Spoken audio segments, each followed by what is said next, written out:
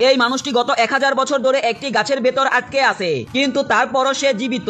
কিছু ছেলেরা যখন ওই জায়গা দিয়ে যাচ্ছিল তখন হঠাৎ তাদের চোখে পড়ে সেই মানুষটি, যাকে দেখে সবাই অবাক হয়ে তাকিয়েছিল।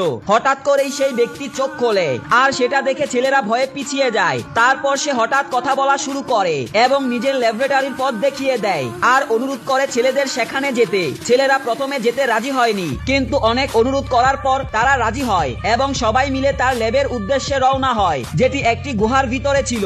গুহার ভিতরে ঢুকার পর তারা চারপাশের জিনিসপত্র পরীক্ষা করতে থাকে আর দেখতে পায় সেখানে একজন মানুষের কয়েক মাস ধরে বেঁচে থাকার সমস্ত সুযোগ সুবিধা আছে। তখনই তারা একটি পুরনো টেপ রেকর্ডার খুঁজে পায়। সেটি চালু করে তারা দেখতে পায় সেই গাছের ভিতর আটকে থাকার লোকটির একটি ভিডিও দেখে তারা জানতে পারে যে এই মানুষটি একটি টাইম মেশিন তৈরি করেছিল, যা মানুষকে সময়ের পিছনে নিয়ে যেতে পারে। কিন্তু একটি ভুলের কারণে সে ভুল জায়গায় পৌঁছে যায়, যার ফলে সে একটি গাছের ভিতরে আটকে।